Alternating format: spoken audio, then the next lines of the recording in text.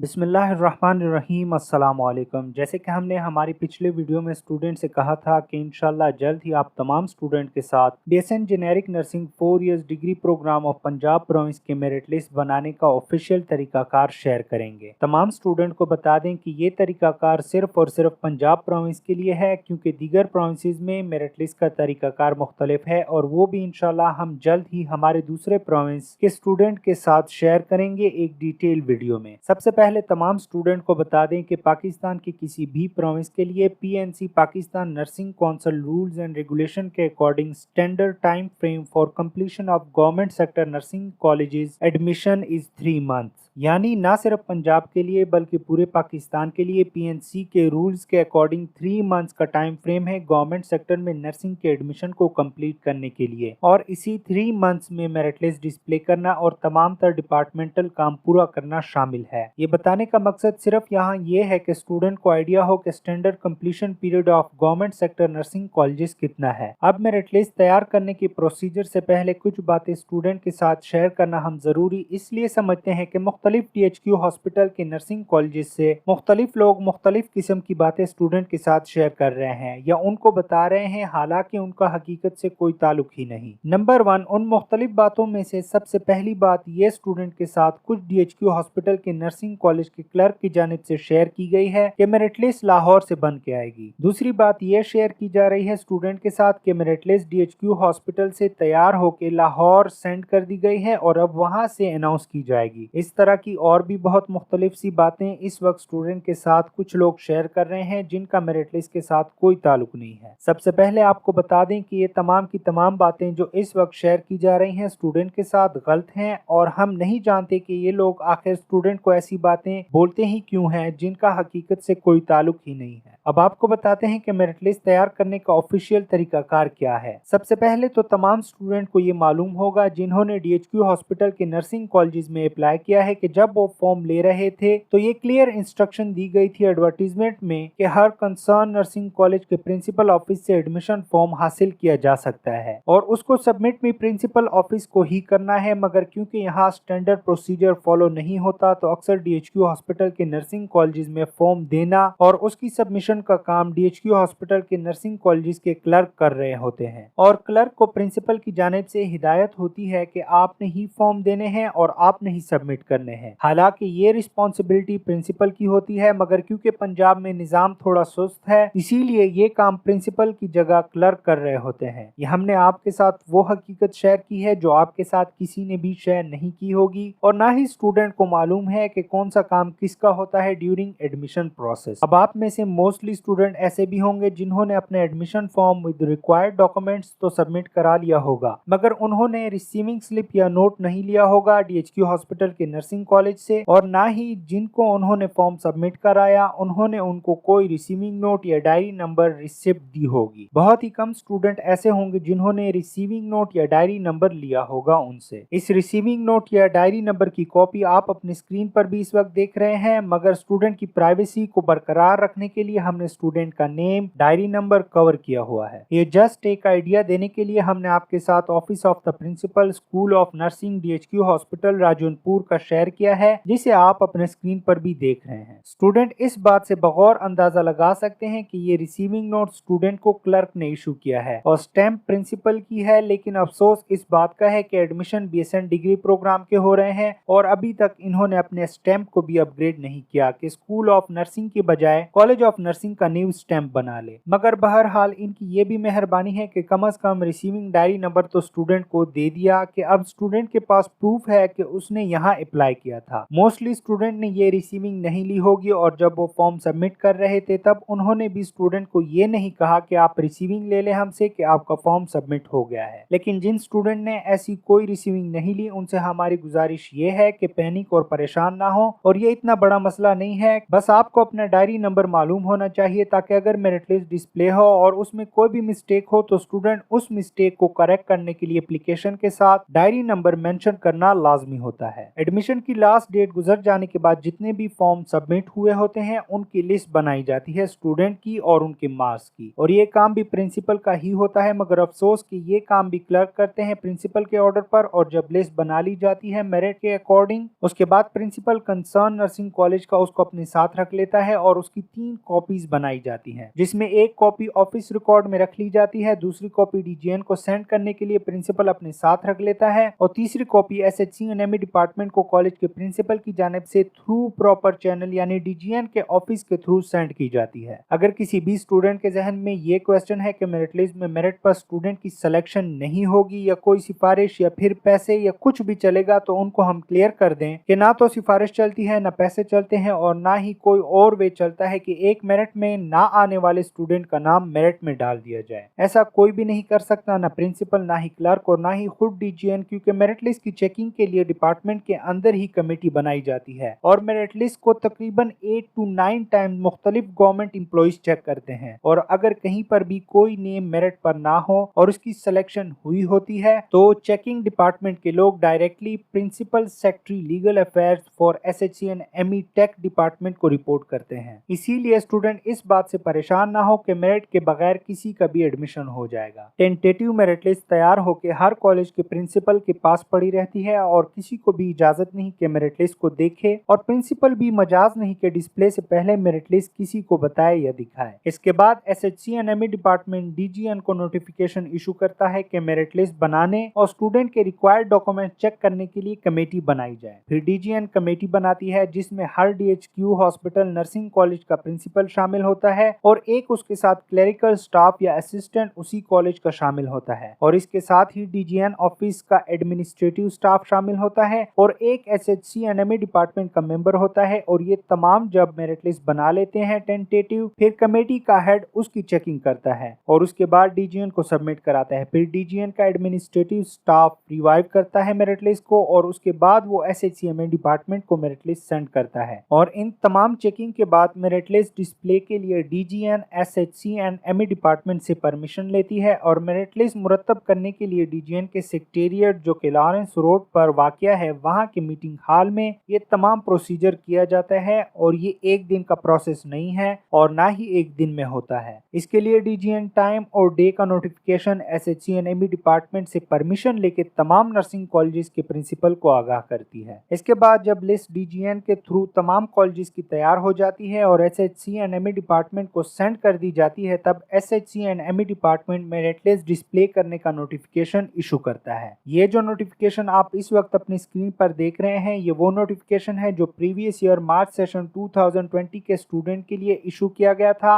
और इसमें यह हिदायत दी गई थी कि तमाम नर्सिंग कॉलेजेस के principal tentative merit list display करें, और इसमें यह भी हिदायत दी गई थी कि मेरिट लिस्ट ऑनलाइन वेबसाइट पर भी डिस्प्ले की जाए। मगर ऑनलाइन वाली बात पर तो अमल नहीं हुआ, लेकिन अलबत्ता मेरिट लिस्ट जरूर डिस्प्ले कर दी गई थी तमाम कॉलेजेस की। इस नोटिफिकेशन की डिटेल वीडियो भी हमारे चैनल पर अवेलेबल है और इस वीडियो के आई बटन पर क्लिक करके आप वो वीडियो भी देख सकते हैं डिटेल्स के लिए। अब स्टूडेंट के माइंड में होगा कि क्या तमाम कॉलेजेस के मेरिट लिस्ट एक ही दिन डिस्प्ले की जाएगी, तो उन तमाम स्टूडेंट को बता दें कि एक ही नोटिफिकेशन इशू होगा मेरिट लिस्ट डिस्प्ले के लिए और एक ही दिन मेरिट लिस्ट हर कंसर्न कॉलेज के नोटिस बोर्ड पर डिस्प्ले की जाएगी। दूसरा सवाल जो स्टूडेंट के माइंड में होगा वो ये है कि कितनी लिस्ट डिस्प्ले की जाएंगी, तो तमाम स्टूडेंट को बता दें कि जब तक हर कंसर्न नर्सिंग कॉलेज में सीट कंप्लीट नहीं हो जाते तब तक मेरिट लिस्ट लगती रहेगी, और जब तमाम की तमाम सीट फुल हो जाएंगी यानी 50 सीट्स कंप्लीट हो जाएंगी और 50 स्टूडेंट ज्वाइनिंग दे देंगे, उसके बाद स्टूडेंट की क्लासेस का ऑफिशियल नोटिफिकेशन इशू किया जाएगा कि स्टूडेंट की क्लासेस कब से स्टार्ट होंगी। उम्मीद करते हैं आज की वीडियो आपके लिए इंफॉर्मेटिव रही होगी। वीडियो देखने के लिए शुक्रिया। अल्लाह हाफिज।